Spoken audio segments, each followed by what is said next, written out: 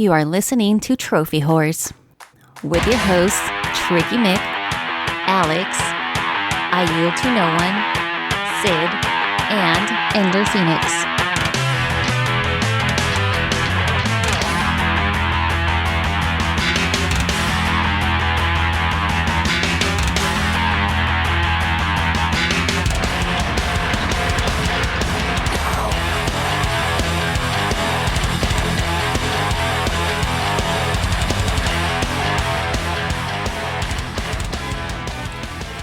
Hello, everybody, and welcome to Trophy Wars. This is episode 717. I'm your host, Tricky Mick. Alongside with me, the man, the myth, and the legend. It's Alex.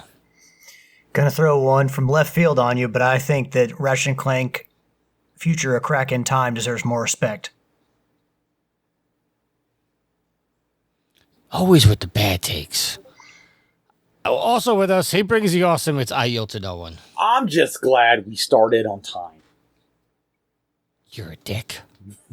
Yes. Yes, I am. Well, okay. Hold on a second. To be fair, we did start late because of my technical issues. But you were still late, sir. I was 2 minutes late. 2 minutes is 2 minutes. That's all right. Yeah, I don't know. Windows did an update, and now it doesn't like my mixer. So now I got to spend a week trying to figure that out as I do the edit this week, which is always great. Matt is not here. We sent him to, where did we send him, Yield? Well, I would say Zimbabwe, but I think you've already gone to Zimbabwe. Yeah, I was already there. Oh, you were already there. I think we sent him to bed because he was ready for an early night. There goes Alex killing the joke. Every week when I miss, you guys send me some exotic place.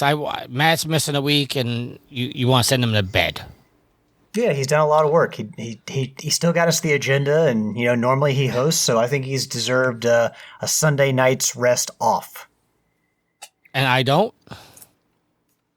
Maybe if you show up every week, then maybe you will. Oh, I'm sorry that I got sick and I had to work. My priorities were not aligned, I guess. Nope, not at all. Gentlemen, how the hell are you? It's been a hell of a week. Well, I'd be doing better if you didn't shit on my Ratchet and Clank take. You just have the worst takes I've ever heard. You're going to sit here and tell me you think Ratchet mouth. and Clank A Crack in Time is a bad game. To be fair, I don't remember Of course. Crack in Time. Of course. See, typical Alex can't let somebody finish a statement. He's got to cut somebody off. Typical Tricky. Someone has an opinion, and Tricky tells him it's garbage. I didn't say it was garbage. You said it was a bad take. Because you said it deserves more respect than it gets. It absolutely does. I think it gets the proper respect. Finish your sentence so that what you just said could be I don't ridiculous. even remember what the hell. I don't even remember what the hell I was going to say now because you threw me off. You were going to probably say that you. They're probably going to say that you didn't remember A Crack in Time. I don't remember that awesome of a game. I'm not saying it's a bad game. I don't remember being that like, oh my god, this is mind blowing. No, I do. I mean, it's the one where you find the other Lombax, Alistair, and he ends up being the final boss because he turns on you. Spoilers. Bro, Crack in Time was on the PS3. If that spoils it for you, I don't care. No, I mean, I've just been watching randomly, a lot of ranking videos, and, you watch one Ratchet and Clank game ranking video, you got to watch 10 more. And just people put, like, Going Commando and the original PS2 Ratchet and Clank ahead of it. It's like, y'all, come on. Let's be serious with ourselves here. A Crack in Time is a better game than even Up Your Arsenal. And, I don't want to hear anything else. Like that is kind of the beautiful thing is that, like, if you watch the same tier ranking list and it was the same list every time and everyone had the same opinion, that'd be kind of boring. So on some level, I appreciate it. But also, like, I feel like, again, for the game, A Crack in Time and how good it is and how good it looks and how well it holds up and how well it played, it deserves to be more respected than the first couple games, which I'm sorry, it's just a better game then. But that's just my opinion. Okay.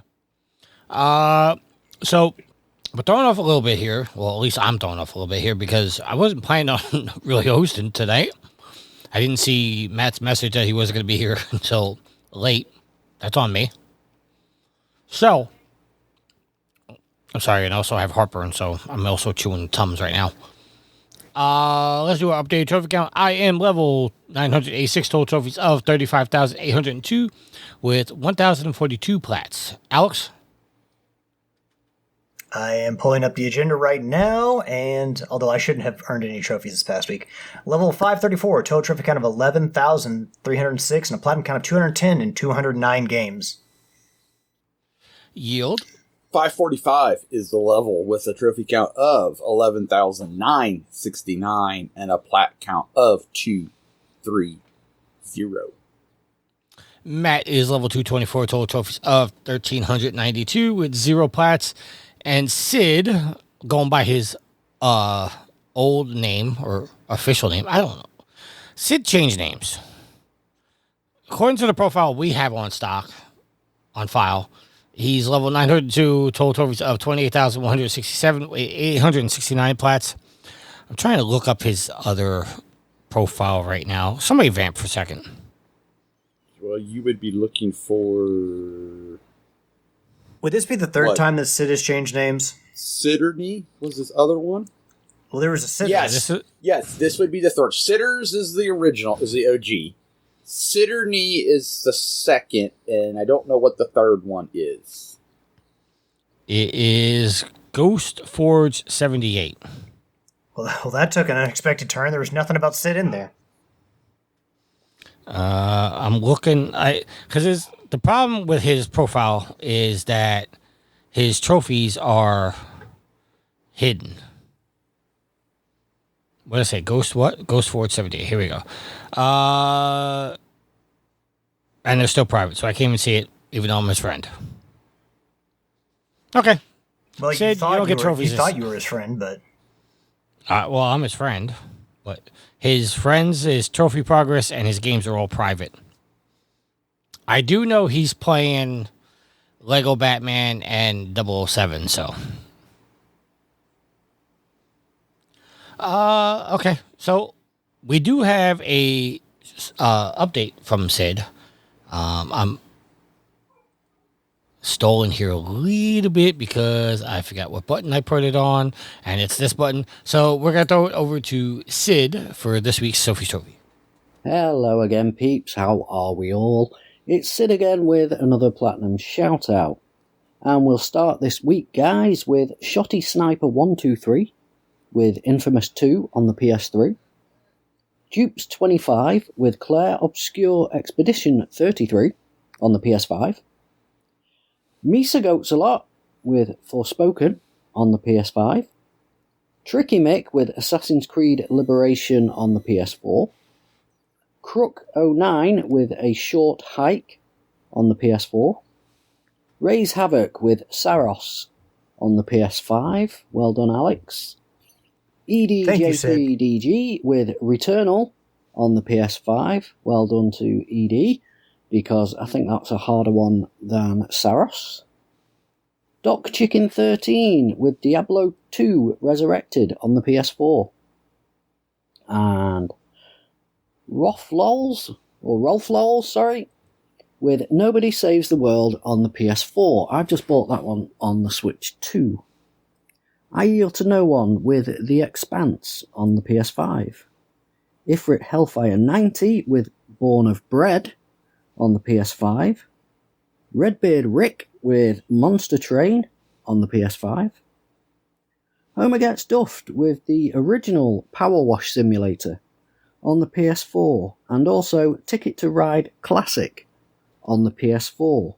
Now, Power Wash Simulator, I did want to try that one, but all the challenges, I've not got the patience for those kind of things anymore, I'm afraid. I do think I'm going to get Power Wash Simulator 2 because there aren't any challenges as such, so that should be a little bit easier to do, but still a good platinum to get, I think.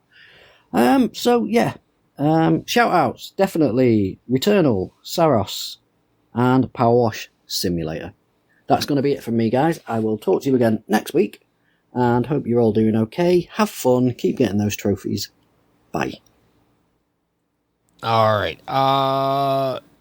Yield, do we have a rarity update? Do we? Yes. Okay. Well, you were tagged in on it. You're asking me as if I didn't know, so I was just seeing if you knew. Oh, why you gotta be a pain in the ass? Because I'm keeping it real, man. Keeping it real. Gareth writes, with a month of the current season remaining, there is still a lot to play for in the divisions, with only shoddy sniper 123 pretty much guaranteed his spot in Division 1 next season.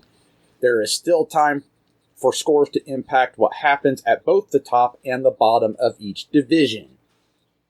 In Division 1, Edge, with 1,333 points, following with his addition of 38 points this week. He has a lead of around 290 points from Pee Wee in second and Doc Chicken in third. Both of these two bettered Diego's score this week, with Pee Wee hitting 40, moving her to 1,044, and Doc Chicken getting 59, moving him beyond the 1,000-point mark at 1,005. Cy Tykist edged above Nitro into fourth. Both were level points going into the week on 772, but Cy had 22, whilst Nitro had 15, meaning the gap is now 7. Marky Frazier had 25 points and is in 6th. He closed the gap to 25 points with 762. It's also tight between 7th, 8th, and 9th. Gareth jumped above Eifert Hellfire with a score of 36, giving him 10-point advantage with 637. Eifert's 13 moved him onto 627 in 9th. Both are chasing down Rolling on the Floor, laughing out loud Z in 7th, who scored 2 points, moving him to 682. The bottom three all hit single-digit figures. I remain outside the danger zone with 576, following my whopping score of 5 this week. Redbeard Rick is in 11th and in danger of facing demotion. He is on 553 with 8-point score this week. X-Nightmare 317 is the furthest adrift on 368 and scored 7 points. Division 2, as already mentioned, Shoddy Sniper is well clear at the top of Division 2. He sits on 1,861 points, already doubled the tally of second place. He top scored again, both in the division and overall, with 140 points. The only contestant this week to hit triple figures. For the third week running, it was a new name in the second promotion spot. Recent weeks has seen it change hands between CJ and Dupes. However, Meets Goats a lot now has the honor, as his score of 45 moved him to 954. CJ also moved up a spot to third with a score of 46, taking him to 941, which means Dupes, who started the week second, drops to fourth on 925 following a 13-point addition. California Wayne strengthened his grip on fifth spot thanks to a score of 73, including a couple of platinums, moving him to 689. Mr. Teenage Mutant Ninja Turtle 84 moved beyond the 600-point mark to 620 thanks to his score of 31. Tricky moved up a spot last week to 7th with a score of 22 points to remain with 481 for the season. He has a lead of 23 points over the Grounded Gamer, who scored 14 points, pushing him to 458. Crook09 managed just one trophy this week, and as a result had a net score of -3, moving him back to 358. Alex was quiet again this week. He didn't earn a trophy, as he said at the beginning of the show, though he gained 4 points through Legacy, moving him to 273 in 10th spot, 1 place clear of the drop zone. The bottom two are still Prometheus 101, who suffered decay of -2, moving them back to 217, and Waterfields 1 in 12th, who earned 14 points, getting him to 198. And the last division, the Big Don, has been enjoying a little time abroad, and as a result didn't earn any points or trophies. He remains on course for promotion, though he sits on top with 578. Murray, 2011, closed the gap by 11 points, meaning he lies 110 points behind, with a month left to play. Dodge Williams and Homer Gets Duffed both scored the same 17 points to remain third and fourth. with 369 and 338 respectfully. Resident Daryl top scored the division with 19 points, moving him up to 266. Sixth place on down all scored single-digit figures, so no movement in the division as a result. The Brain 76 had 4, moving him to 179. Departed 570 reduced the gap to 13 points with a score of 7. Darth Knight is just a further 3 points beyond with 160, thanks to his tally of 5 this week. Dat1 Seagull has returned to some PlayStation gaming, namely on Wu-Chan Fallen Feathers. He scored 8 points, taking him to 149 for the season in 9th. Stink Palm advanced his score by 2, leaving him on 113. Big Bernardo B had a solitary point, moving him to 104, whilst Kalai scored 3, giving her 33 and 12th. Rarest Trophy of the Week starts off with 5th, Gareth, Pride of Zeus, Golf with Your Friends at 6.89%. California Wayne had Horsing Around, Tony Hawk Pro Skater 1 and 2, 6.73%. Pee Wee had Contract Killer and Starfield at 4.6%. Second place was Shoddy Sniper 123 with Case Closed from Blue Prince at 3.16%. And in first, Doc Chicken with Animated from NBA 2K26 at 1.41%. Finally, with a month to go, here is a quick update on the top 3 appearances in the rarest trophies of the week. In third, Doc Chicken with 9, Pee Wee's in second with 10, and in first, Edge with 13.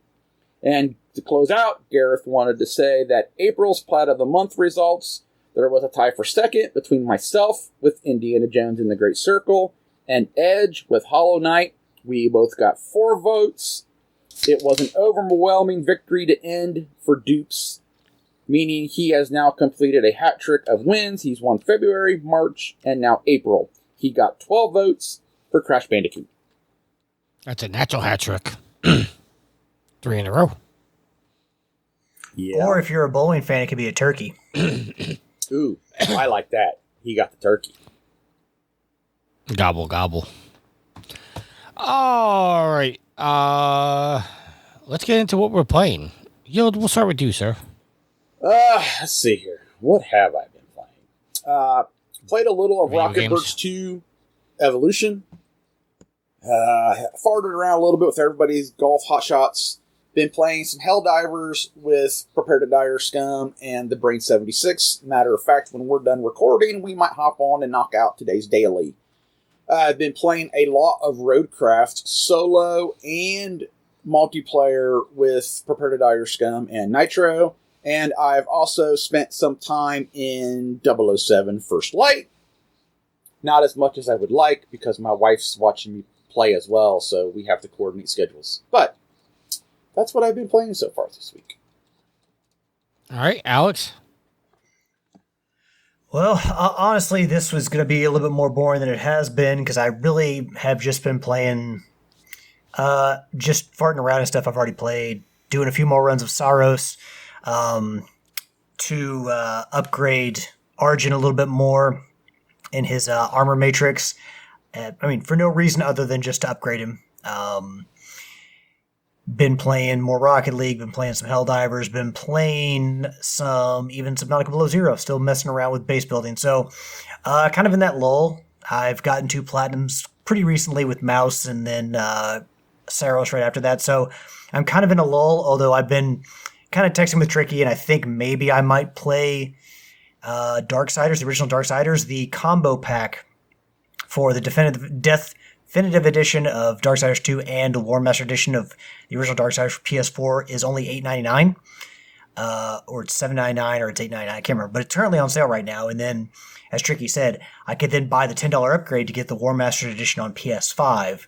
So I might be playing that. I don't know. There's just not really a lot I really want to play out there. I know that for the PlayStation Plus, we're getting one of the Arena Brawlers for in the upcoming June PlayStation Plus Essential free games, the monthly games.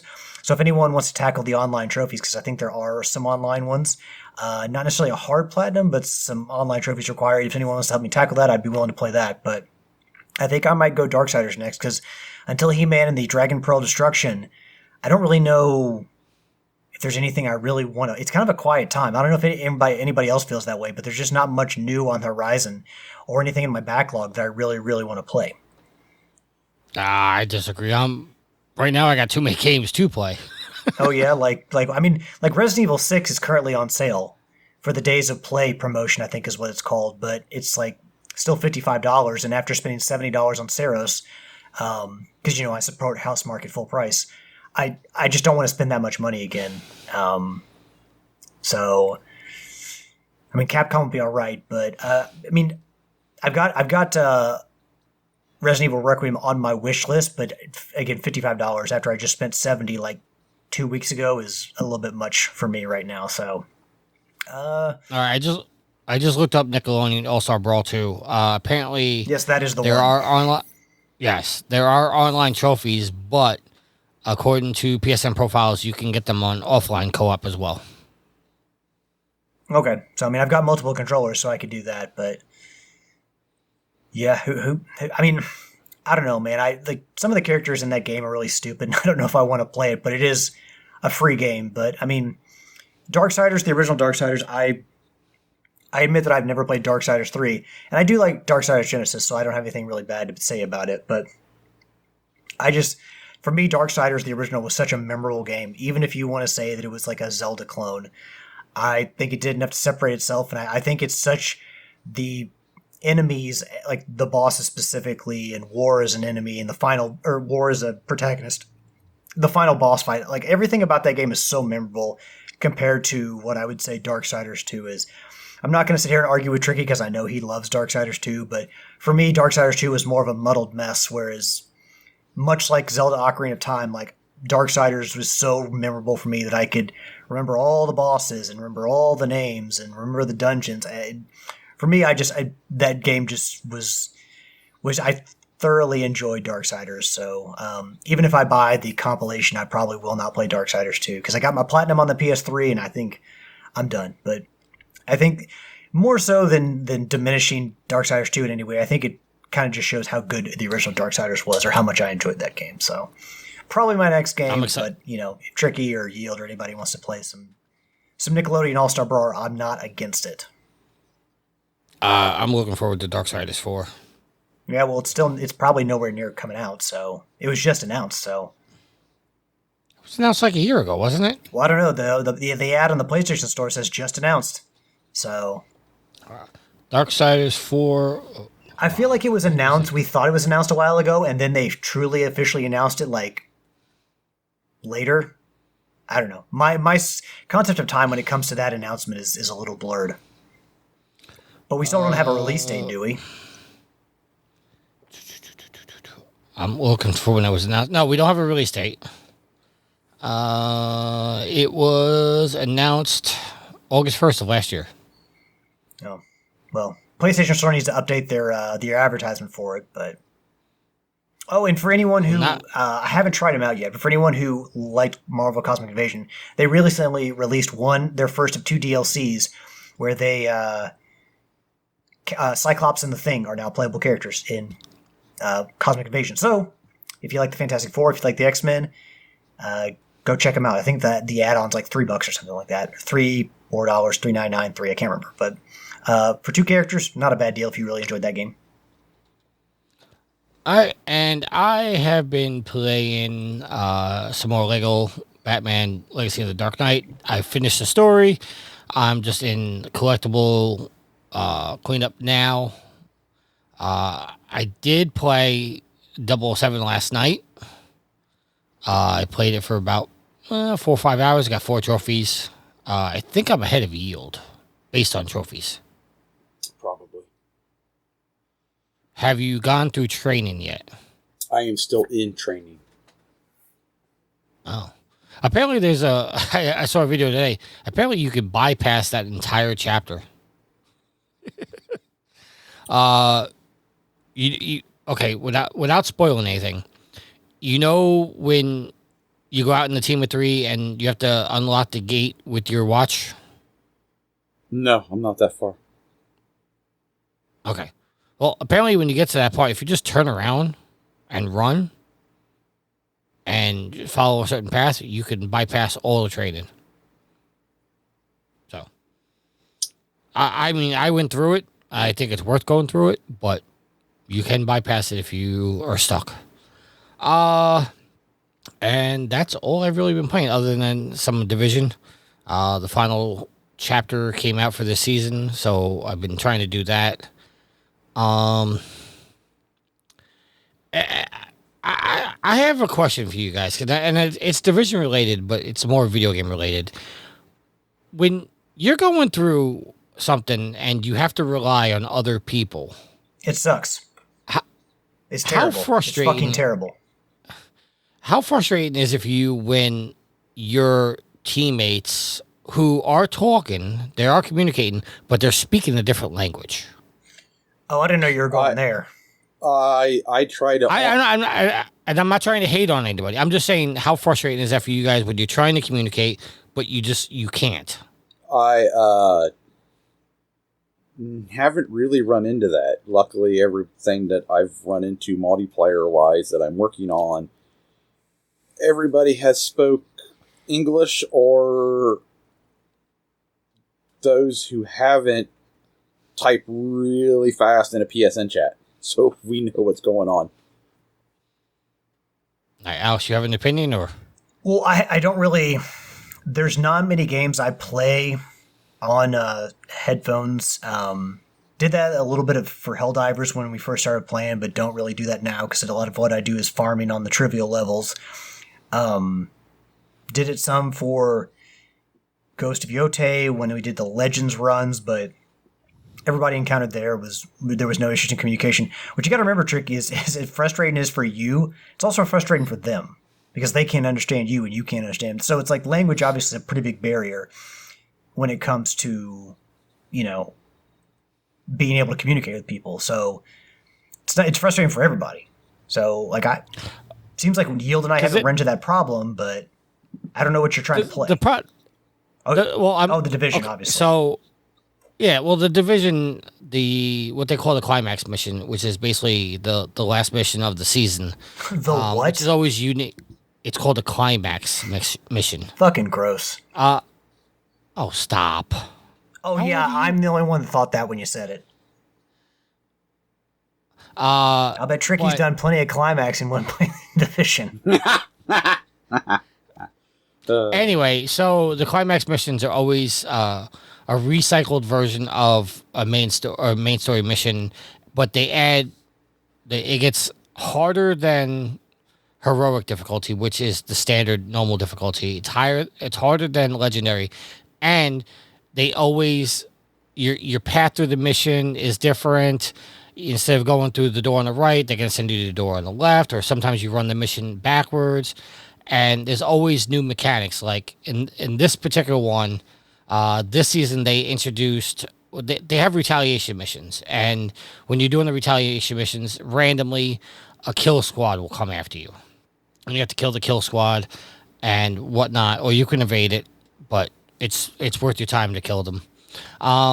But in this particular mission, and I'm not spoiling anything because I know you guys don't play this, and I know the people that listen to this probably did it as well. There's a part in the mission where you have to kill a helicopter in under 2 minutes, and they also send the BTUSU kill squad in at the same time. And there's a mechanic in which you have to kill a pylon, which is making every single thing on the board immune to any kind of damage. The only thing you could do is kill that pylon, and then you can take out other things. And it's on a 2-minute time. If you don't kill the helicopter in 2 minutes, you fail the mission. And on the master difficulty, when you die, there's no checkpoint. You go back to the beginning of the mission. So I'm trying to tell these guys they have to kill the pylon, and they won't. They're not shooting the pylon. And then after the mission, I got a little frustrated, and they booted me from the group. Meanwhile, I was the only one doing what I was supposed to be doing, but I couldn't tell them what they needed to do, and I was under heavy fire, so I couldn't really poke my head up and use a turret to kill what I needed to kill. It's just so frustrating. And then they booted me because I'm the one that died last. So I'm just venting a little bit here. I mean, that's probably more of a... That probably happens far less than, you know... I would have to think that that's not the... That when it comes to meeting people online, that's kind of an anomaly. Because, you know, I don't know. We just... Two of the three of us don't have experience with that. And granted, you maybe more online or chat online than we do, Tricky. But how often does that happen when you play the Division? When I group up with other people, it happens a lot. I mean, maybe that's an issue with the matchmaking where it needs to focus on putting you in games within your region. Well, it for the most part, it does. When I'm playing like normal missions or I'm running Countdown or I'm running Retaliation or an Escalation mission, it normally does. But on the Master difficulty, there's only a select few people that are powered enough to do it. And the matchmaking pool is much more smaller. So I wind up with people from China or Indonesia or stuff like that. So Dex is in the chat and he says there's a language barrier between you and I too, Tricky.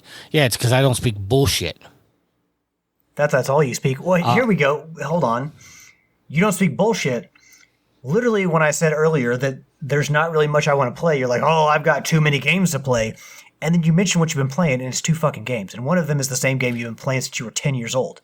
What other games do you have to play other than Lego Batman and Division 2? I got Assassin's Creed 3 I got to finish. I got Assassin's Creed 4 I got to play. I got Assassin's Creed Revelations I got to play. I got Darksiders I got to play. I got... What else is there? I'm forgetting. Crimson Desert I have to play. Arc Raiders I have to play. Then why the hell are you playing all this Division if you need to play these other games too? Because if I don't play the Division, I fall behind on my power stats. Also, Dispatch I gotta finish. I gotta go through that game again. But Dex says he does agree with you on the thinking about the climax mission. Exactly. You just perverts. That's all you are. Oh yeah, Tricky. Like you haven't waited around in the gutter before. Nope, not me. Oh yeah, not you. I'm innocent in that. It's not like I named a podcast trophy horse or anything. Nope. Right. Ripping off achievement horse at that. So not only are you a prevert, we were here first. You're also unoriginal. We were here first. Bullshit. Achievement horse was a thing before. Like achievements were a thing before trophies. Achievements were a thing before trophies, but achievement horse was conceived after us. Using all these very choice C words, Tricky. Conceived and climax. And they're not even around anymore, so suck it, achievement horse. Oh, they're still around, I'll tell you that much. No. Guarantee there's still some achievement whores out there. Oh, I'm sure there are achievement whores out there, but their podcast doesn't exist anymore. Just like a lot of podcasts that don't exist anymore. We're still around. Anyway, let's get into our topics. Shots How about fired. that, guys? Gosh. Say what? I said shots fired. Gosh. Listen. You may not remember, but we brought Pac-Man Polar Bear on for episode 201. And the very first question to him was, how's it feel to be on a 201st episode of a podcast? Yeah, I remember that. Let's get into I figured you were taking shots at Daryl. Well, that too. Because me and Daryl are kind of beefing right now. Oh, the bros are having an issue. Yeah, he told me, he sent me a message a month and a half ago, 2 months ago. Now he's going to air it out on the show. Yeah, because I'm that upset, and he's going to hear this on the podcast. He sent me a message about a month and a half ago, 2 months ago, saying, hey, my Sundays are clearing up. I'll be able to do the show more often with you. I'll be able to do Patreon content with you, all this other stuff. Every single time, including tonight, that I reached out to him saying, hey, why don't you come on the show? Oh, I'm busy. Oh, I got this going on. Or I'm out to dinner. I'm on a date with my wife, or I'm doing this, or I'm doing that. And I said, you tease me. You tell me you're available, and then every single time I ask you, you're busy. So don't tell me you're available if you're not available. I'm not available. But what is available as of June 2nd is the PlayStation Plus games, all available June 2nd. Hey, so let me tell you, those are some. Matt's not here, so I'll say it. High quality games. Well, depends on how you look at it. So June 2nd, which is the yesterday, as you've listened to this on podcast services, the first game you're going to get is Grounded Fully Yoked Edition. If you guys don't know, that is the Microsoft exclusive game that is coming over. That's the Honey I Shrunk the Kids game, right? Yes. Little people, big bugs. Yeah. Yeah, Tricky will not be playing it. Which I don't know. How do you play through Darksiders? Turn off the spiders. Oh, you can't. Because one of the bosses is a giant spider. Of the boss of the Iron Canopy is a spider. Yes, it is. So how do you get past that? I basically close my eyes and do muscle memory. No fucking way. Absolutely not. Yes. No one believes Absolutely. that shit. No one believes that you beat that boss with your eyes closed. Okay. You know what? When I get up to that part playing it, I will stream it, and I will put a camera on my face, and I will show you that I'm blindfolded playing that part. There's actually a UJS spider in Darksiders 2 that I stopped playing the game because I forgot how to beat it. Anyway, as Alex mentioned, the next game you're going to get is Nickelodeon All-Star Brawl 2. That is coming for the 5 and the 4. Grounded Fully Yoked is also coming for the 5 and the 4. And the last game you're going to be getting is Warhammer 40,000 Darkside for the PS5. And if you have not picked it up yet, EA Sports FC 26 is still going to be available, even though it was a free game last month. It's still going to be available up until June 16th. So, and if you are a PlayStation Plus member, which you should if you're getting the game, there is a PlayStation Plus Icons pack free that you can go download. So Yield, you obviously I know you're half joking about high quality games. Not half joking. I'm serious. You don't like any of these games? No, I don't care for any of these games this month. This feels like a January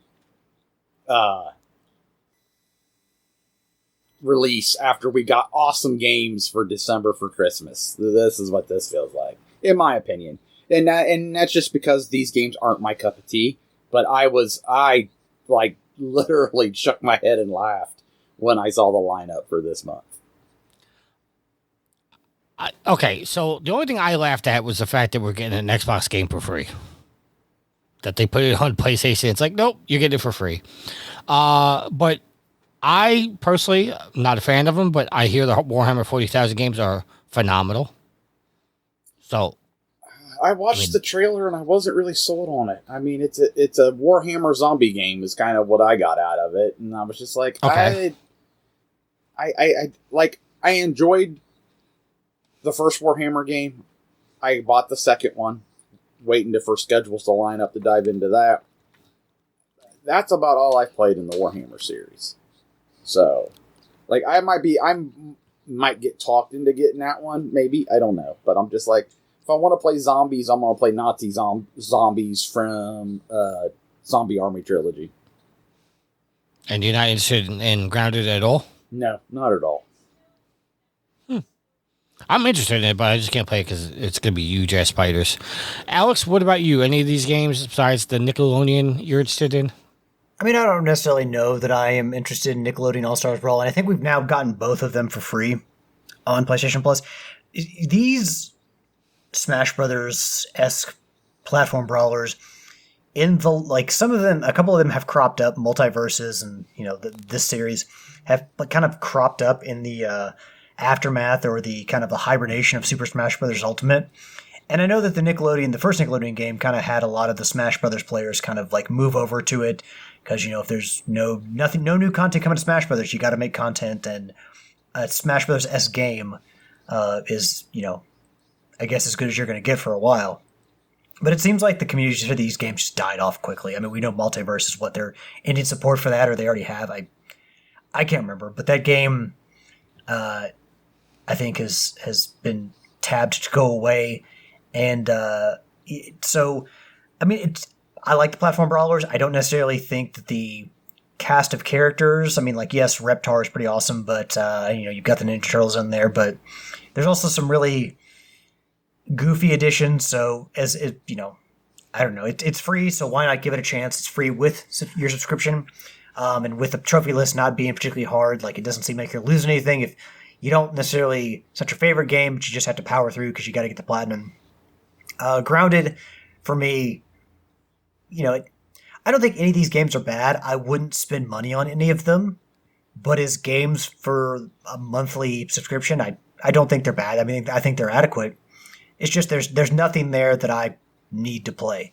It's like, if given the choice between playing Darksiders again, which has been a while since I played Darksiders, I haven't played since the PS3, so... And the War Mastered Edition for PS4 came out in like 2016 or something like 2017. So it's been almost 10 years for that one too. So that tells you how long it's been since I played this game. But given the choice between playing Darksiders again and playing one of these games, I would probably choose Darksiders. But again, like I said, I would be willing to play Nickelodeon All-Stars Brawl just to give it a shot because I put many hours into Smash Brothers. And so it seems only fair to give this game a chance to. All right. And Warhammer I've never been interested in, so... no offense to the Warhammer crowd out there, but no, I don't think it's a bad month. I just think that it's not bad, it's not great, it's just adequate. And I have no interest in any of these games. I already stated my piece about Grounded. I don't like the brawlers. Like, I just never been a fan of them. And Warhammer, I have no interest in, so I won't be playing any of these. Moving on to our next story. Well, console prices are going up again. And this time, the Steam Deck. Steam Deck for the 512 gigabyte is going up to $789. And the 1 terabyte OLED version is going up to $950. You got to get some context. What is the price jump? Because the price jump for the top line is $300. So give them the original price and what they're going up to as well. Because that's a big part of the story. I was actually looking that up. Matt shared it in our text group. Well, I did not know that, sir. Somebody doesn't read the text group. It should be under Messenger. It's Hold in on the here. oh no, you're not a part of that no more. Oh, you left. Oh, that group. Okay. Hold on, I got it. The 512 gigabyte OLED is going from $549 to $789, and that's in US dollars. And the one so that's an increase of $240.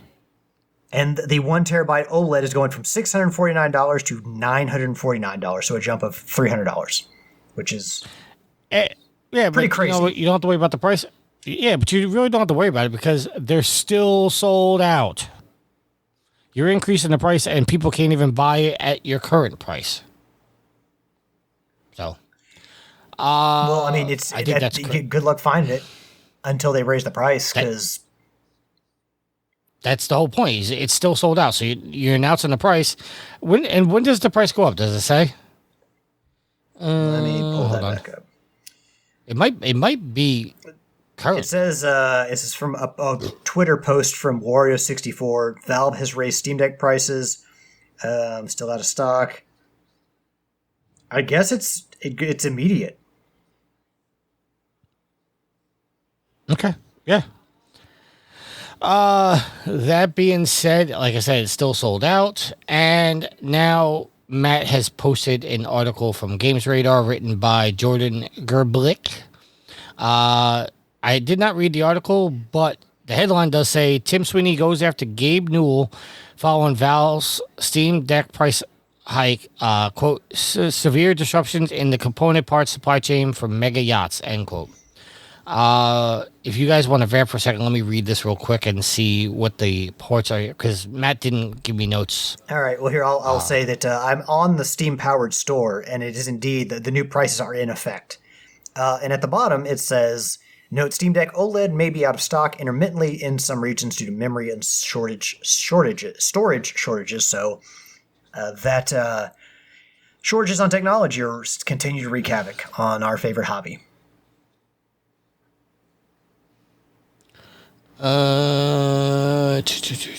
Yeah, basically, Sweeney's going after Newell for raising the price. Matt did leave a note in our text chat saying that they're going after each other, and where was the actual comment? Hold on.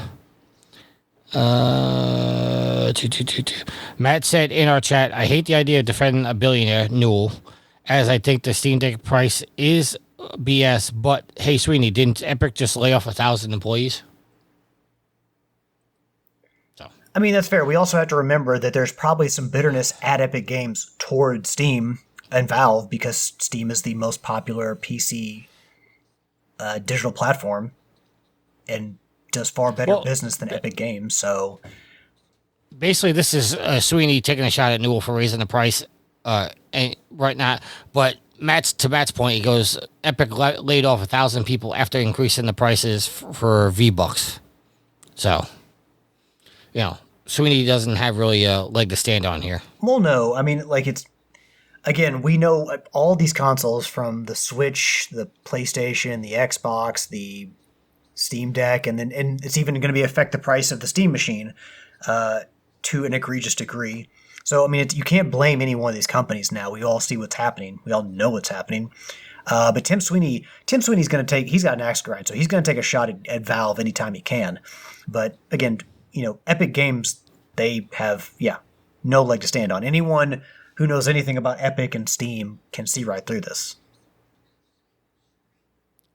Yield, do you have any comments, sir? It's a heck of a price increase. So, if it was instant, you missed out, and if it's not instant, you better get yours ordered now.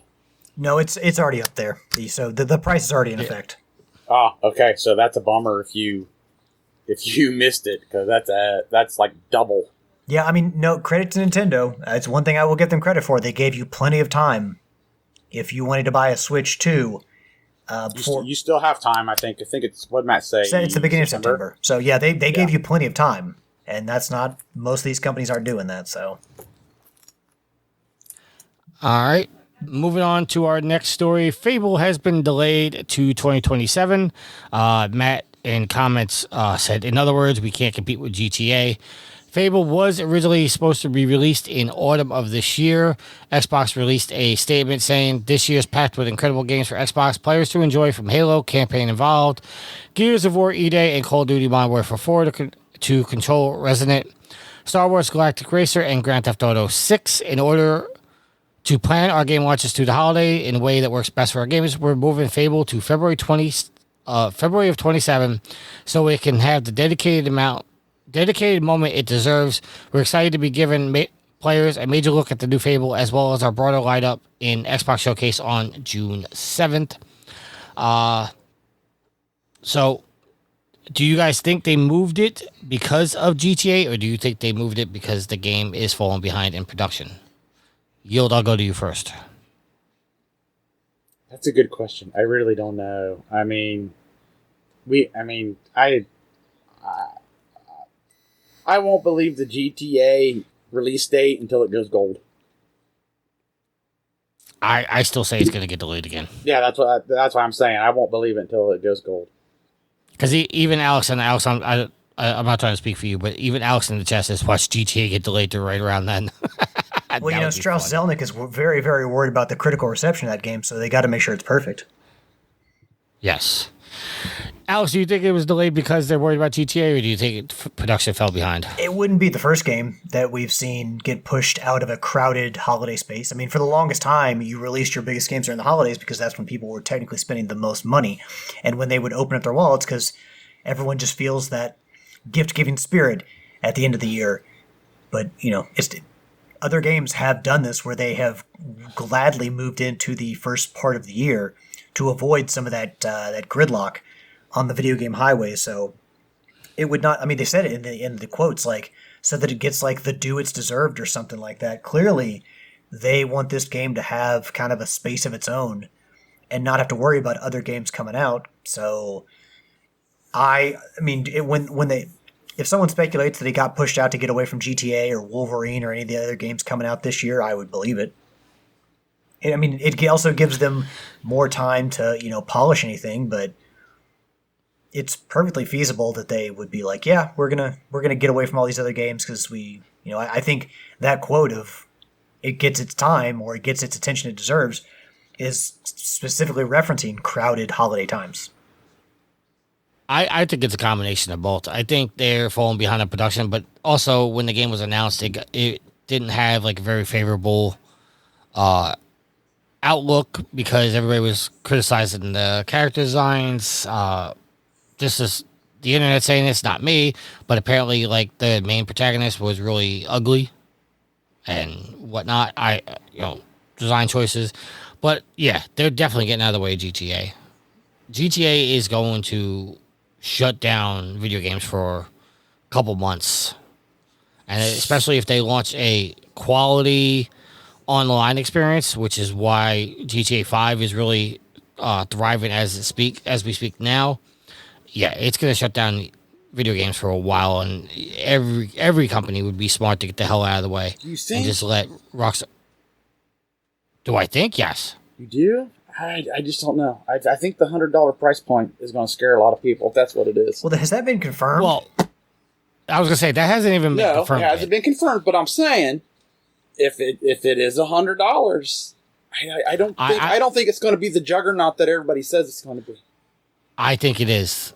I think Rockstar, if they do launch at $100, I think Rockstar knows exactly what they're doing and they know people will pay it. I know of several people, or everybody in my circle ain't touching it if it's $100. Oh.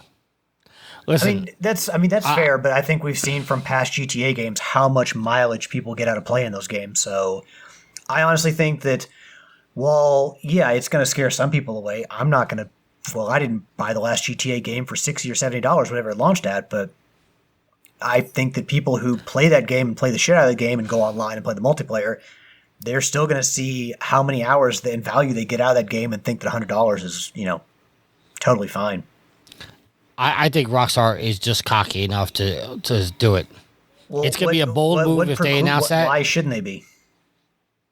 Exactly. I think they know what they have, and I think they're going to come out and make a statement and say, listen, all your games are only worth $60, $70, $80. Our game is worth $100, and people are going to pay it. And I think you're going to see outrageous sales on that game when it launches.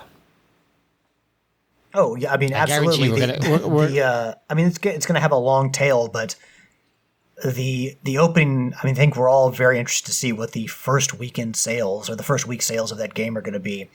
But I looked it up and it looks. We reported that I think they're predicting 20 million sales in the first week, right? I think that number has popped up before, but I don't remember exactly where it came from. So, but it does ring that bell in my head. But it is important to note that it's supposed to come out on November 19th. And Wolverine's coming out in September? September 19th, yes. Yeah, so Sony better make damn sure that they don't delay that game, because whether you're on PC, on Xbox, or on PlayStation, that game, GTA, is going to be the game that overlaps on most people's, holiday gift list. Yep. For anyone who doesn't buy it right away. One game that people will not be playing these holidays is Destruction All-Stars, coming from PushSquare.com, written by Sammy Barker. The original story is Destruction All-Stars servers have been offline since 2024, although Sony's never officially acknowledged it. Well, until today, that is. The game is now 100% disabled and has been delisted from the PlayStation Store without prior notice. If you already own it, arcade mode will remain available to play. There has been an update to the story. They just received an email from Sony confirming Destruction All-Stars has mostly been taken offline, but its letter elaborates a little bit more about why this is so sudden. In the correspondence, it says the game is no longer for sale on the PlayStation Store, which we already knew, but the subject of the multiplayer. Due to ongoing technical issues, multiplayer services for Destruction All-Stars on PS5 consoles shall remain offline and are no longer available. It adds that when its remaining servers are fully shut down on the 25th of November, single-player gameplay will remain playable for returning players. However, functionality and player experiences may be impacted due to server shutdown. So, if anybody's playing the game, you have until November. I mean, and then it's done. Nobody wanting to play your game is a hell of a technical issue. The servers have been down since 2024 and no one fucking noticed. No, everybody noticed. Did they really? But Sony just did never acknowledge Nobody's playing that game in 2024. That was like a launch 5 game, wasn't it? And they gave it away for free on Plus. Yes. I believe so, yes. No one's playing that game in 2024. Nobody. No? I encourage anyone, you know what? If there's somebody out there that's still playing that game, I encourage you to, I'm not even knocking you, but I encourage you to write in or share with us, because I don't believe a single damn person's playing that game. Because if the servers, I'm willing to bet. Because if the servers have been down that fucking long, they damn sure haven't been done anything to get them back up. You're telling me that Sony, that's the thing is what? They've been working on them. For 2 That's the thing fucking is they've years? been working on them. Listen, I'm not defending You're Sony telling here. I'm me saying that the wizards at Sony, who have my credit card information, can't figure out how to get that game back online after 2 fucking... No, it's not a priority because no one's playing it. I guarantee you they've got people there that could do it. They're just not doing it because it's not a priority. Okay, so it wasn't a launch date game. It came out 3 months after the PlayStation 5. It was in the launch It window. launched, yes, it came out February 2nd. And it went to Extra in June of 22. Because here's the thing. If you're telling me honestly that the bozos at Sony can't get this game back online for people to play after 2 years, We're never getting Herman Hulse on this I don't show. trust. Well, you know what? They deserve to be called bozos if that's the case. I'm telling you, there are people there that can do it. That game was a failure, and they're not allocating resources to get it back online, and they're hoping no one noticed. Guarantee it.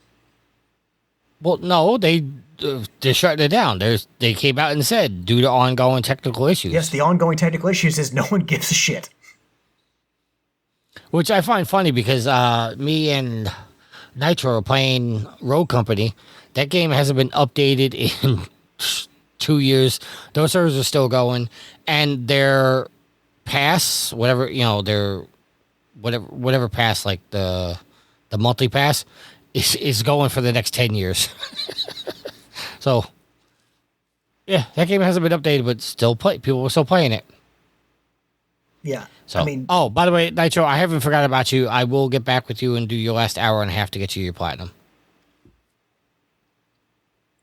So, yeah. Hold on, Yield. Who are you siding with in this? Are you siding with me or are you siding with Tricky? Tricky's sitting over here. hold on. Tricky's- Hold on a second. I'm not taking a side. I'm just telling you what Sony's saying. Tell me what you actually feel. agree. I want to know what you feel on this. I've never played this game. Have no interest in this game. It gets shut down. I don't give a shit. But apparently the servers have been down. I didn't know this because nobody really reported it. Nobody I know is playing the game. So that don't matter to me. I'm just telling you that according to what Sony says, they've been working on it. They can't fix it, so they're just shutting the game down. But I don't want you to regurgitate what Sony said. I want your read on the situation, Tricky. That's what people come here for. They want our opinion. I think that they can't fix it, and they're shutting it down.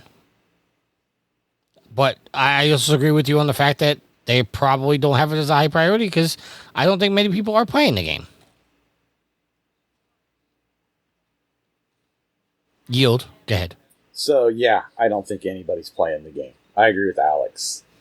I took it before I bought a 4 when they were throwing out free games, and and I only took it on the off chance that if, like, the guys were going to play it, then I had something, you know, that we all could play. But I didn't have, from the very beginning, I never had a desire to play that game.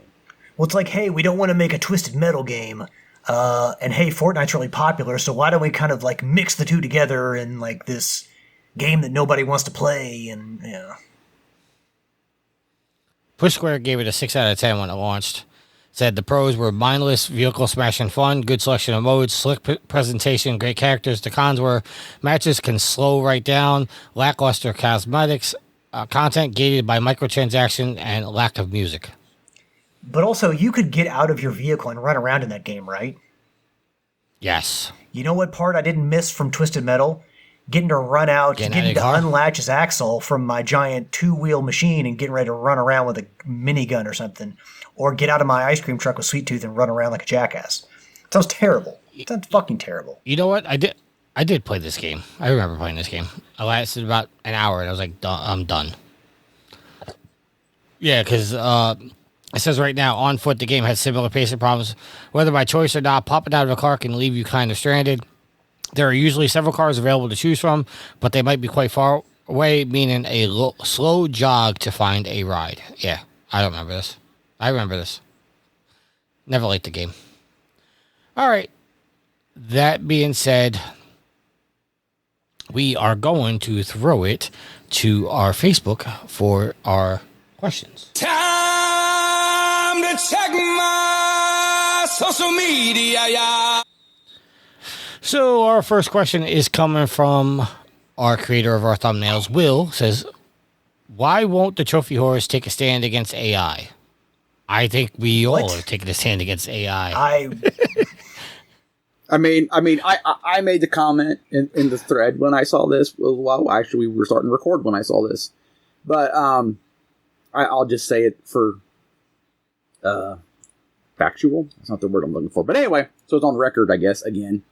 If you've listened to any shows that we've talked about against AI, I am 95% not a fan of it. I understand it has its place, but 95% of it is not what we're using it for. So, yeah, not a fan, not for it. Matt responded to that. Last I checked, AI doesn't make our weekly thumbnails. Will responded, I commend you for that, but that's besides the point. And then Matt responded, it feels like a pretty strong validation of not wanting AI to do things we can have others do.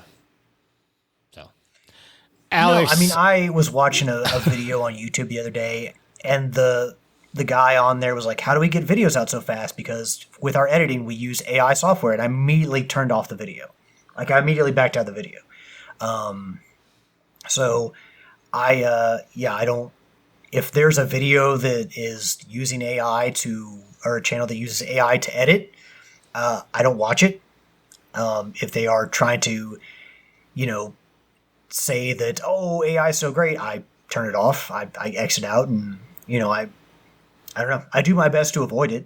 I, granted, have been guilty in the past of watching some of those Sora AI wrestling videos where Betty White's jumping off of steel cages and doing frog splashes on people, but those are funny though. I mean, I get it, but also the more of those you watch, the more AI content you get, so it does increase the demand for it, so to speak. But yeah, I mean, I don't go looking to support AI, and I think, like Yield said, I think any time AI has come up as a topic on here, we've loudly said that we're not in support of. I guess I would say that I've said that I can see the uses of AI when it's used responsibly, but we're not in any way for it being used widely in video games to the point where it's taking people's jobs. Like, I don't know, AI was one of those things that I don't really want to support because it seems like a runaway train, although it seems like a lot of companies are invested in it so much that we just kind of have to hope that they can kind of corral their usage and still rely on humans to make, do most of the work. Because, I don't know, in a war between the machines and the humans, I'm definitely on the human side. So definitely not, I wouldn't say I'm pro AI. I'm just trying to be realistic about its usage here in our current, video game climate. Yeah, I don't hate AI as much as these guys do. I mean, I have used it for like the descriptions for the You YouTube son of a videos for when I'm. That I am sitting here every I- week writing the show post, trying to make it as original as it can be, and you're using AI for our YouTube descriptions. I was waiting for this. No, that see you. This is why I yell at you. Don't cut me off. When I stream on Twitch and then I take those videos and I put it on our YouTube to make YouTube content, I use AI to do a description of the video. That's what I use AI for. You were also using it to do stuff for the show. When did I ever use it for the show? The little clips that it would post on Facebook and Twitter, and I was very much on you about how it would create a post, and I'm like, that's not at all what we talked about. It was so out of context. Matt agreed on a few of them with me as well, but you're talking about when I was making the clip. Okay, yes, so that you were 100% using AI for that. Okay, yes and no. What it was I was using a program called Opus Clip, which takes our podcast and then makes clips to make. Yes, that was AI doing that, but that was somebody, like, I don't have the time to sit here for 2 hours and clip and a minute here, 2 minutes here to give context. I was using AI as a way of saying, we're clipping this as a part of the show. So yes, AI was clipping the show, but it was our original content. I wasn't using AI to make content. I was using AI to get clips of our original content. Yes. The descriptions, yes. I started going in and changing them because they would say weird, wild things. But I don't have a problem with AI in the fact that there are uses for AI. But like Alex has said, I'm not a fan of AI in a way to replace other people's jobs. Like what I'm using it for now with the YouTube descriptions, nobody is going to write our YouTube description. So I'm not replacing somebody. I'm just saying, this is the game I'm playing, write a YouTube description, boom, this is what it is. If I could hire somebody to do our YouTube, I wouldn't be using AI for that at all. So there are practicalities for AI, but I'm not a fan of it using AI to replace what somebody else can or is willing to do. The problem is that we're expecting companies to use AI responsibly when we all know that the bottom line and the only thing that companies chase is the dollar sign. You know, if there's, did you have a rebuttal to that? No, I was just saying, like, I've said this on the show before.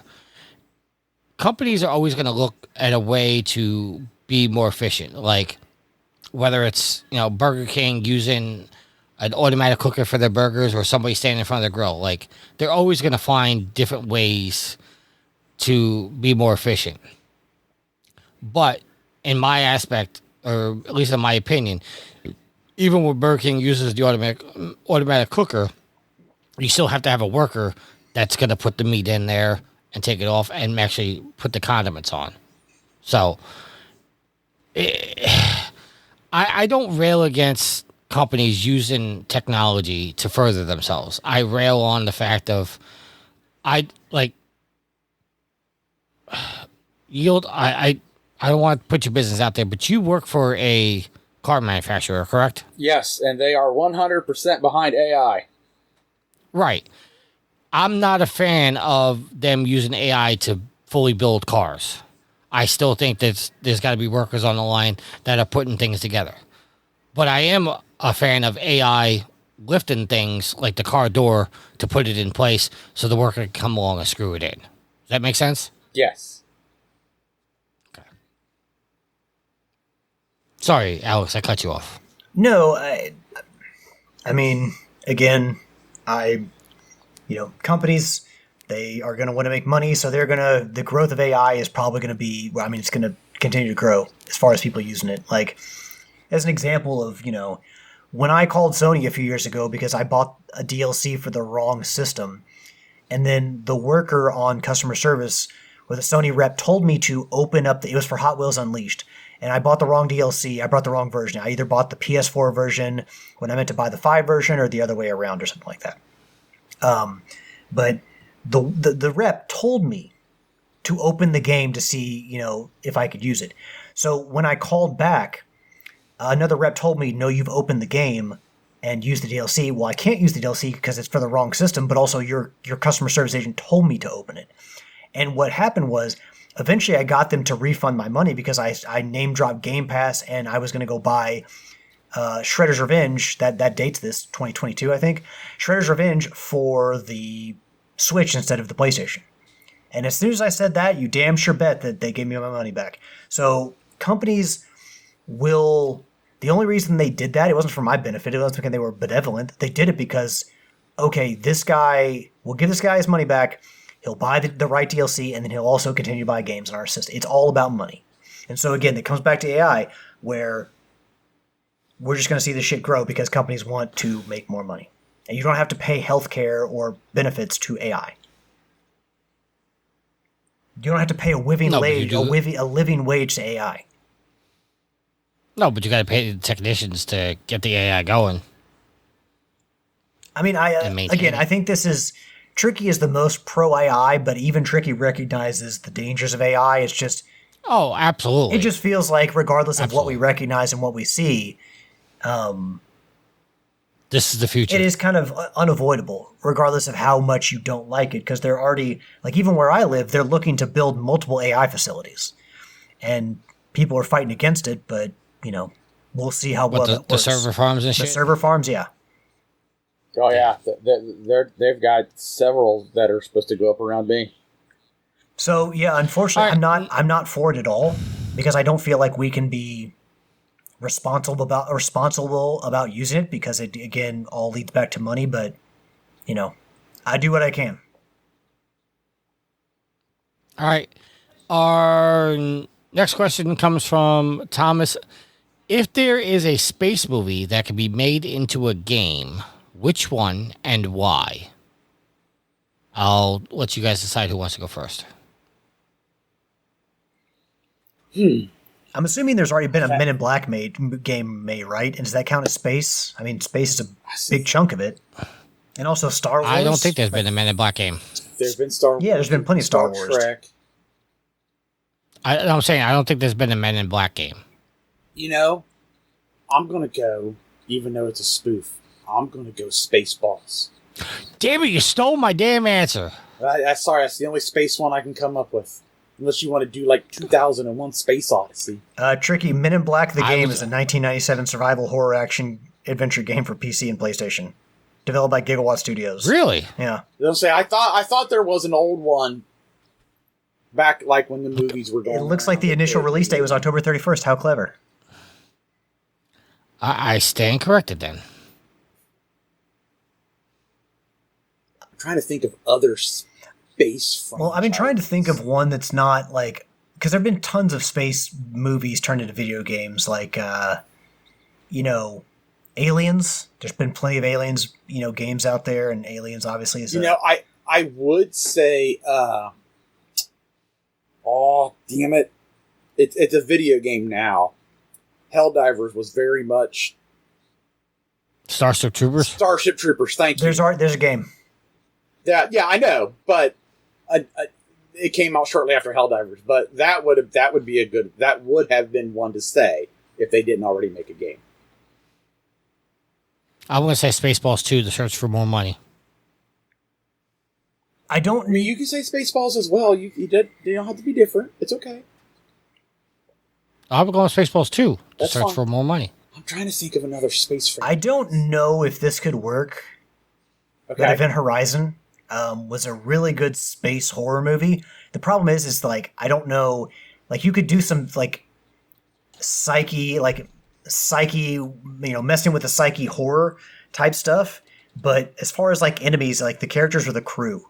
And so unless it was like in a dark horror adventure game, you wouldn't have enough enemies to be like a a survival horror game. Like you would just be you and the crew. So I could see some horror game that's like, I don't know, you could do Until Dawn style-esque game for Event Horizon. Maybe that might be the best way to do it, where if you've seen the movie, gradually, the crew is one by one kind of taken out and kind of this force kind of takes over. So, yeah, I mean, you could drop in as you could have the entire crew, like Lawrence Fishburne and everybody and Sam Neill, but then you could be like a character who's not in the movie. Your playable protagonist could be a character who's not in the movie, and you could watch everything unfold. So, and for just like really off the wall shit, for some reason I watched Ghost of Mars because it's on Tubi. I watched it like a month or so ago. So it's like a game where you star as Ice Cube as a dual wielding, gun toting criminal. Or misunderstood criminal, I guess, on the face of Mars, trying to survive like an attack from an alien species, an ancient alien species. There could be a lot of gunplay in that. Maybe a terrible story, but you'll have an all-star cast with Natasha Henstridge and Pam Grier and Ice Cube. So, who do you want to play as Ice Cube? I just googled space movies, and 2 names pop up and. I'll let you guys decide. The Fifth Element. Ah, yes. And The Martian. Haven't seen that one, but The Fifth Element would definitely be a really good style video game. Alex, what do you think about the Fifth Element game? I mean, I think that that would be good for, they've got some good action scenes, some big set pieces, The big problem with that is you'd have to get Bruce Willis on board because Bruce, Chris Tucker, there's some very notable characters in there, and you'd have to get them, Mila Jovovich. Bruce Willis isn't doing anything. So Bruce Willis isn't doing anything now. Well, I mean, he is dealing with some shit, so I don't know if he'd be on board for, even voice acting, but that would be the only problem with some of these is getting the voice actors on board, and if they still could. Yeah, well, Bruce Willis doesn't even know he's Bruce Willis anymore, so. All right. Say again? I wasn't going to go there. Well, apparently this is All right, the episode last where question. Tricky just offends everybody. Shits 'cause on everybody? His take earlier where it's like, I hate playing with people from other countries. I didn't say that. I said it's You frustrating. might as well All right, have. Thomas has another question that goes, with all this negative Bond talk, do you think now that people have had a chance to play it and seen all the reviews, it might change people's minds from those who are negative for no other reason than basically haters? So, I haven't really heard anything negative about Bond, so I did a quick Google search while we were recording. Apparently, there are people hating on this game because James Bond takes orders from a woman. Tell me you know nothing about the game. About James Bond. Or James Bond without telling me you know nothing about James Bond. I've seen this stuff floating around Facebook. As a matter of fact, it was one random suggested post about it had somebody's tweet that kind of said that same thing. And my response to the article or the Facebook post about the tweet was tell me you know nothing about the series without telling me you don't know nothing about the series. Because if you're a James Bond fan, M has been a woman since mid-90s. So there's nothing new here, folks.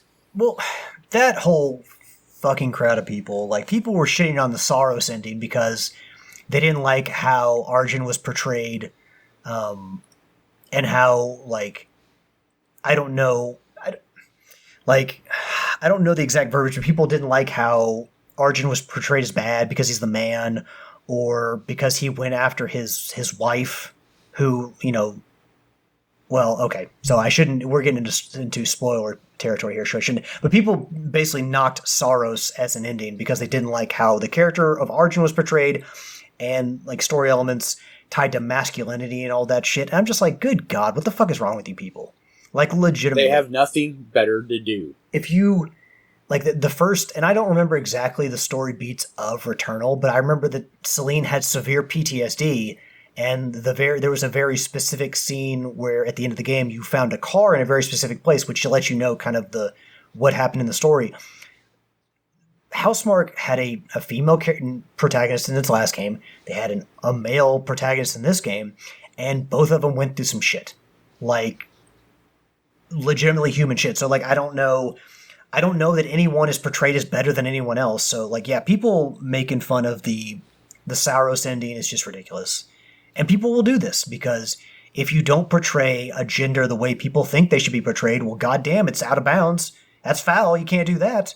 Right. And people just fucking complain about it. Well, and not only were they kind of complaining about Bond being just a woman in general, like M, but they were also, at least a lot of the pictures, was Moneypenny. And again, if you haven't followed the movies, the more recent movies, Moneypenny has moved into more of the liaison to M instead of a secretary. So it's like, you're just, one, it's either AI created content, so they have no clue what's going on, they're just going for the hot button hits, or two, you have no clue at all, you've lived under a rock, and have no clue the James Bond universe, and you're commenting on something you have no clue about. Tricky, how about you? Okay, so I'm doing a little bit more research here, and apparently people are calling the game woke. Yeah. And will only have ugly women. Oh yeah, they're also called. I've seen people call Saros woke too. Now, okay, finish your statement. I got something about the women thing because I read about something the developers were doing before the game launched. I was just said one more quick comment. Me and you have both played this game, and we've got, from what I can tell by your trophies, you've gotten far enough to know the answer to this. The women I've seen in this game are not ugly. No, they're not. They're not your typical Bond women, but they are not ugly. No. Right now, I'm just a quick Google search. I'm going to butcher her name. Cressida? Something like that, yeah. Yeah. She's one of the hottest women in this game. That and Moneypenny. Because one of the comments I see is that... hold on. Let me get back to the comment. People are calling this game generally woke. Woke is already a dumb term. Hold on a second. That's not the one I was... They're saying it's woke because M is a woman and Moneypenny bosses him around at the start of the game before he even joins MI6. By the way, never mind the fact that M has been a woman for 30 years in the films. And it says they're saying that it's either the game is woke or that it's I'm going to butcher the word, misogyny. Oh, misogynistic. Thank you. Because he's hitting on the women. Okay. No, without a spoiler, there's literally a scene. You're not that far away from me, so I'm not really spoiling anything from you. There's literally a scene where, during training, Bond sleeps with the secretary. So, like, I don't know where people are trying to hate on this game. To me, and I should have said this before when I said I was playing, to me, I've seen a report that First Light is a cross between Hitman and Uncharted, and I'm very much feeling that. The floor is yours, I'm sorry. So, I guess you could say Bond is yeah, anyway, I said it and I can't say it. Anyway, if you know the Bond franchise, he's a womanizer. But, so... And that way the entire time. Yes. So, IO Interactive came out and said, again, if you've been following the game in any kind of way, you would have seen this. IO came out and said that they're not leaning... I don't know if they're going to lean into it at all, but they're not covering that right now. One, they kind of didn't want to because of it's kind of out of time. And so... saying that is, again, you don't know what you're talking about. And then, oh crap, my train derailed. But yeah, you just, that annoys me. You're just going for clickbait stuff. Oh, and Moneypenny bossing you around. she's been with MI6 longer than Bond has. This is an origin story for Bond. You are literally going through training. You don't even have a 00 license yet. So, yeah, she's going to boss him around. When you make, I'm going to say dumb comments, but yeah, you make dumb comments, uneducated comments. It really shows. Like, if you have a legit gripe with the game, have a legit gripe with the game. Don't just throw stuff out and hope it sticks to the wall. I agree. Tricky, you mind if I bust out the flamethrower for a second? Do your thing. It must be so nice for people to complain about such just absolutely non-problem shit. Like, I wish I had that much time to worry about stuff that's not actually a fucking problem. And anyone who complains about a character in a video game not being attractive enough, I understand. Like, if it looks like I talked about in Saros, how outside of cutscenes, the character models in the game don't look that great. But if you're complaining that the women aren't attractive enough, you're probably only mad because that's the only interaction you'll have with an attractive person in your life. But wow. Oh, what, Tricky? I just said wow. Yeah. No, I'm sick of this shit. I'm sick of people overusing the word woke. It's used way too goddamn much. But as far as like Saros goes, when it comes to the story, I had issues with the way the story was told. I thought it could have been presented better, and I thought the secondary characters were pretty weak. None of them were great. Really outside of Arjun, everyone else felt like they didn't matter at all. They were just there to be fodder. But the actual story itself was not my issue. The ending was not my issue. My issue is how they told it, and the secondary characters. They just didn't do all that much. They didn't feel like they were that important. So yeah, but yeah. That's what I'm tired of people complaining about dumb reasons for dumb things and stupid story beats and all this shit. You can have an issue with the story. You can have an issue with the characters, but a male being portrayed as bad or a woman being the boss of a man, these are not fucking problems. Goddamn. Well, especially, like, you'll kind of alluded to, like, this has been James Bond's MO for 30 plus years in the movies. Like, anybody playing this game had to have known that going in, that this is the way it's going to be. And what pisses me off about the coverage of this is you got a select number of people going, James Bond's a womanizer. Then you got another group of people saying, well, the game's not sexy enough. Make up your damn minds what you guys want to complain about. If you, like Alex just said, if you want to complain about the game not playing good, I've seen a story where they're upset because the driving auto corrects itself. The AI is not smart enough, which I will admit, I literally walked in front of a guy and he didn't see me. Those are things to complain about. It annoys me when people are complaining about design choices. You didn't make the game. If you want the game to be a certain way, go make the damn game. And hopefully it sells. Stop complaining about stupid shit, like Alex just said. I'm done. If I go on this, I'm going to go on a rant. Yo, do you have any final comments? No, I'm good. All right. Let's throw it over to our topic of the week. Toe. Topic of the week. Well, fine then. Fuck you, Matt. Fuck you, Matt, indeed. Our topic of the week is coming from, hold on. It's not loading. From coming soon. From CG Project Red, cgproject.com. Witcher 3 is getting some DLC, guys. CG Project Red announced its third expansion to The Witcher 3: The Wild Hunt, one of the most critically acclaimed games of all time. It's coming next year. Songs of the Past is the third expansion coming to The Witcher 3.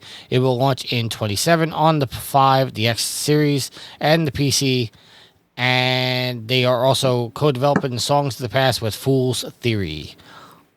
Did any of us play The Witcher 3? Maybe bad, but I can't remember. I did not. That would be a negative Ghost Rider. I played it for about 2 hours. Couldn't get into it. Turned it off. And I own all the DLC. So let's go on. Since we can't talk about the game itself, what do you guys think about them releasing DLC for The Witcher years after the game launched? And we haven't heard anything about this game in quite a while. I'm going to go see when it actually launched. Yield, I'll go to you. Well, I mean, that means you got a commitment to the game. Well, it either means two things. Either one, you got a commitment to the game, or two, you're not into any deep development into your next game, and they are making The Witcher 4. You got to do. Oh, they are. Okay. Well, then I guess that shoots that idea down. Then you're very much committed to making the DLC for this game. The Witcher 3 came out in May of 2015, by the way. Yeah, I have to imagine there's just been a small team working on this because they've obviously had plenty of time to put out the third DLC. I mean, it's good, right? For fans of The Witcher, who wouldn't love to have more DLC in between that and the fourth game? Like, obviously, if The Witcher 4 comes out, putting out DLC for the third game is kind of pointless because everyone's going to be wanting to play the fourth game. But, you know, getting more DLC for a game that you've loved and getting to go back to open and play, I mean, that's pretty nice. I can't find any fault with it. But do you see any fault in the fact that they're making DLC for an 11-year-old game instead of being fully into making The Witcher 4? Again, it's an 11-year-old game. How many people do you need to make this? I don't know. I would just think that you'd want the small people making the game, making the DLC. I think you'd want them making The Witcher 4. I'm sure they have plenty. Have plenty of people in The Witcher 4. Like I'm sure that they're a big enough studio where I'm sure they're doing Cyberpunk stuff too. Like, I feel like that has been, haven't they greenlit a second Cyberpunk? I think that's just rumors right now. Let me look. But I think their CD Projekt Red is big enough where they can handle multiple projects. So it looks like Cyberpunk 2, codenamed Project Orion, is the sequel to Cyberpunk 2077. Currently in pre-production with a new North American studio leading development. Yeah. So I think it's actually a thing. It's just being worked on very early stages. But no, I mean, stuff like this, DLC for an 11-year-old game, like The Witcher 3 is a much beloved game. And for the people that love The Witcher, I think it's a great thing. And I don't think it will in any way take away from the, development of Witcher 4. I don't think they have like 100 people working on Witcher 3 DLC. Well, they do have, according to IGN, they do have 150 people working on Cyberpunk 2 right now. Yeah, but apparently they have a new studio to help with that, so. Yep. All right. I mean, I wish Matt was here because he'd give more context to this. I never got into The Witcher 3. I tried. It's just not my game. I mean, I really enjoyed the TV series, the Netflix series, until they replaced Geralt. And then I fucked off. I heard they're doing one more season. Cool. I won't be a part of that. But no, I mean, the first two seasons were really good. And I don't even think we watched the third season because we were so annoyed that they were flipping the characters on us. So Henry Cavill did the third season, right? Yeah. And there was the Hemsworth that came in and took over for 4. Yeah. Yeah. And he's gonna. No, I mean, Henry Cavill was great.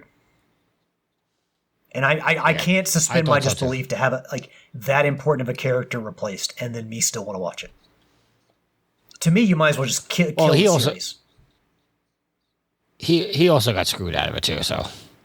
Well, I don't remember exactly what happened. All I know is he's not there anymore, so I'm not watching it.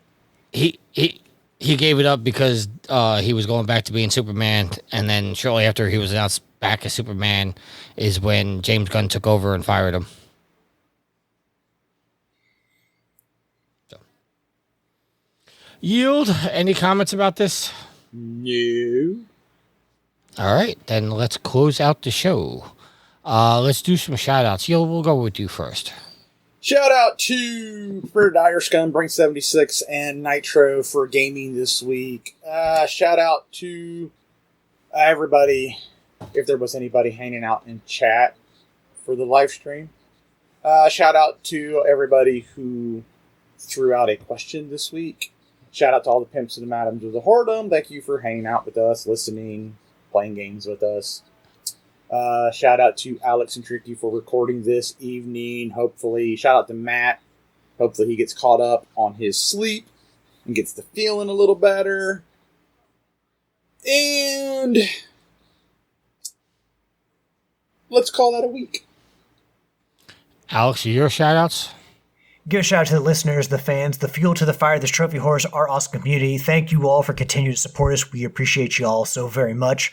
Give a shout out to my co-hosts this week, Tricky and Yield, as well as Matt, who needed a little bit of extra rest. And he does so much work for us with the agenda and just kind of prepping the show that we definitely think he deserves a week off. So hopefully Matt got some much deserved rest. Shout out to Will for his artwork.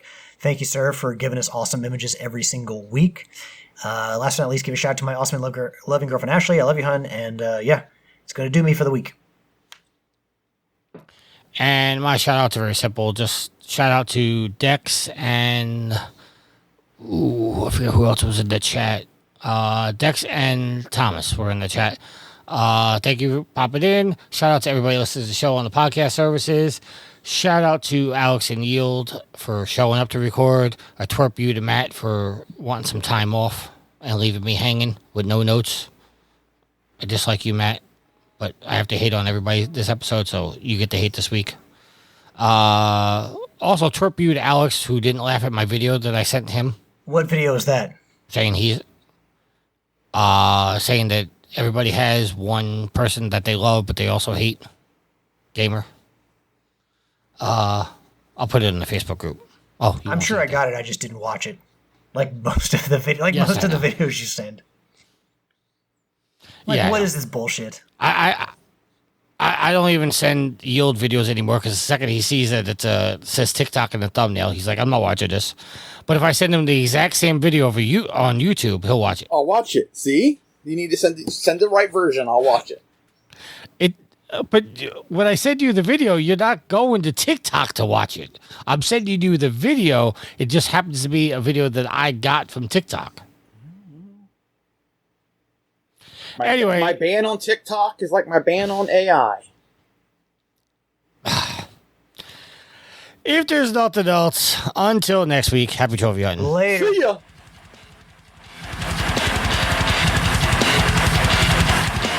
Save your last words, then read to me this.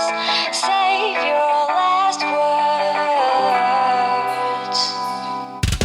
Save your last words, then read to me this.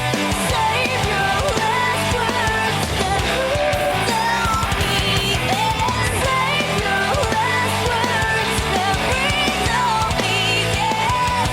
Save your last words, then read to me this. The theme song is Venus by the band Even off their album Zenith. Permission granted by the band and 12 Stone Records. You can find them on Facebook by going to www.facebook.com/evenphilippines.